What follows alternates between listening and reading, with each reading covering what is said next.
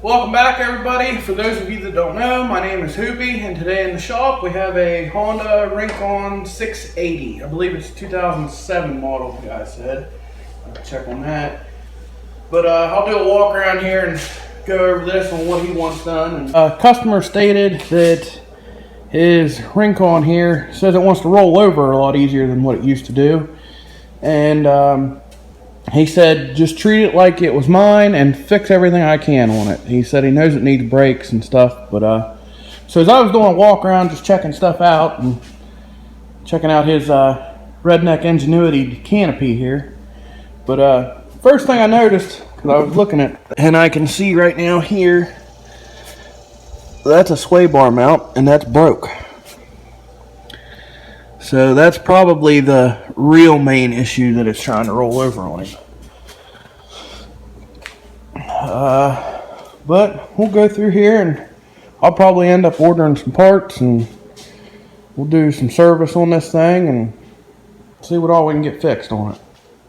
And then might be addressing some wiring for him. Looks like he's got an extension cord hooked up to the battery and a tie wire holding it up from hitting the tire here. I'll address some of that for him. But I do know that these rear brakes are squealing like crazy. I can't really see much with them. I don't think anything's wrong with them other than probably the pads are just wore clear out. I mean, the caliper could be seized up a little bit. It does look like it's spent its life under mud and water. I don't care much for that solenoid there being exposed and out here like that. And it looks like the battery box cover's missing. And there's that extension cord I was telling you about. Literally, it's an extension cord hooked up to the batteries. Well, I went through and found a few other things here. This front wheel bearing on this side has some slop in it. Not a lot, but there's enough that it should be addressed. And then on the other side, the upper A-arm bushing is out. Hard to see here. Right there. And I can't freaking hold nothing and wiggle it, but you can see it moving. So the parts for the four-wheeler showed up, and I'm just going to go ahead and get started on.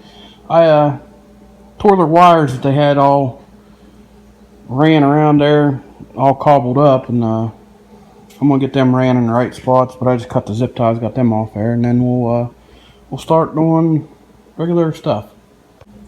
So I went ahead and got all the wires ran for that light bar. Put the solenoid or relay, whatever you want to call it, there, right there for it.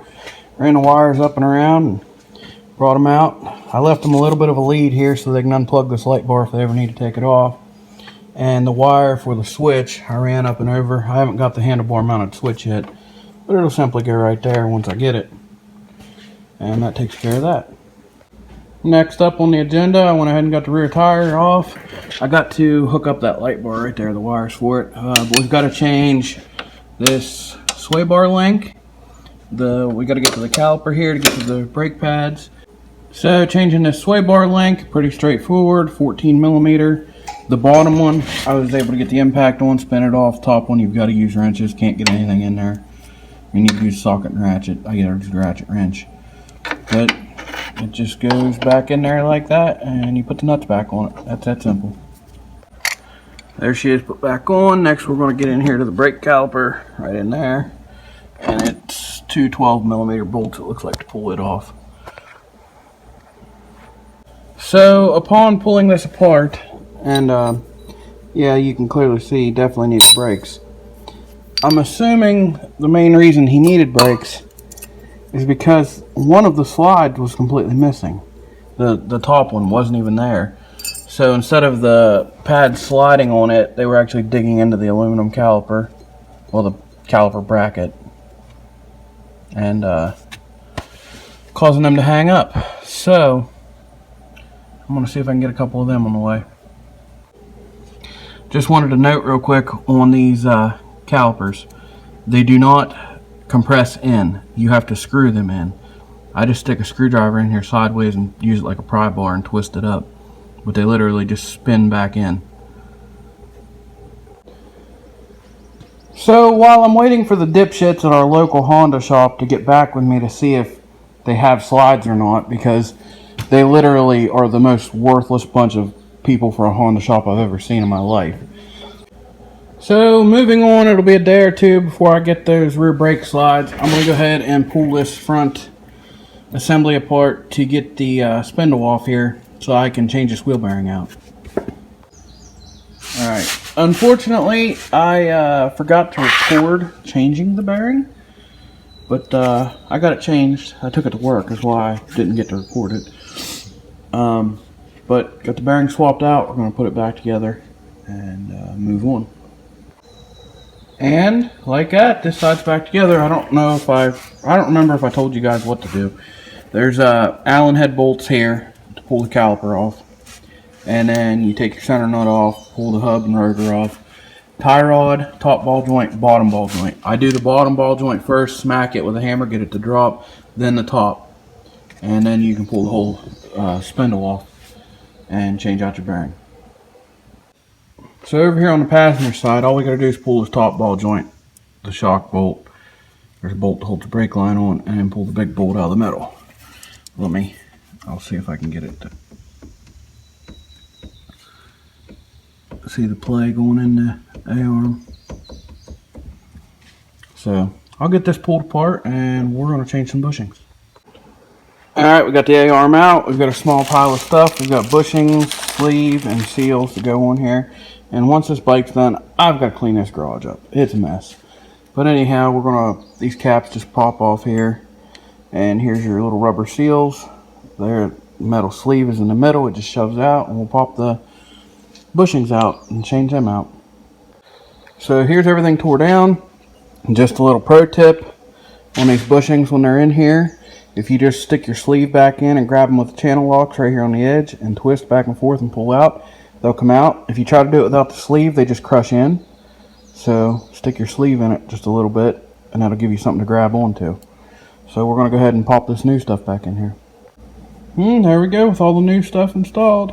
I got to slide these caps on here and put her all back together. This part's done. And like that, there she is, all back together. So that part there is taken care of. We're moving right along. Next up, we're going to change the gear oil in the front diff. Then we'll do the rear one, and then we'll do the engine oil. And we'll be pretty well done with this thing. So on this front diff oil, once you clean all the mud out of the way, right up in here there's a 10mm bolt. That's the drain. And right there's the fill and check plug at 17mm. All you do is fill it up after you put your plug back in, after you drain it. Fill it up till the oil comes out, put the cap back in, you're done. And back here on the rear, same scenario. 10mm bolt underneath, cap's right there. Fill her up till she runs out when you're done. And that's the differentials on this. Moving on to the engine oil. That right there is your filter housing. A little bit different than the older bikes. The older bikes had 3 little 8mm bolts. And your drain plug sits right up in, let's see if I can get it on camera. It's right there. It's a 17mm, it should be. So I'm going to get that out and drop the oil. After you get all your oil drained and your filter changed there,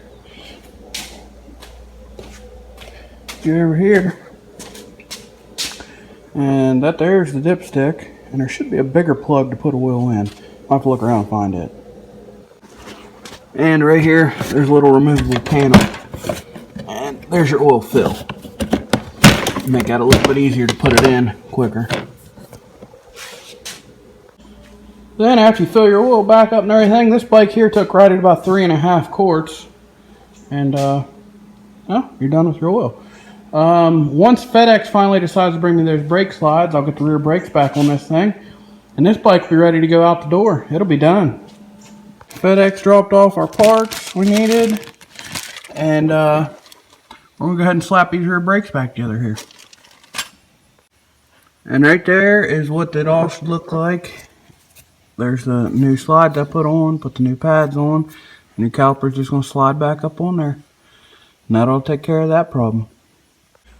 Well guys, there it is. There's the Honda Rincon 680. That was oil change, brakes, one wheel bearing, A-arm bushings, and rewiring a light bar there.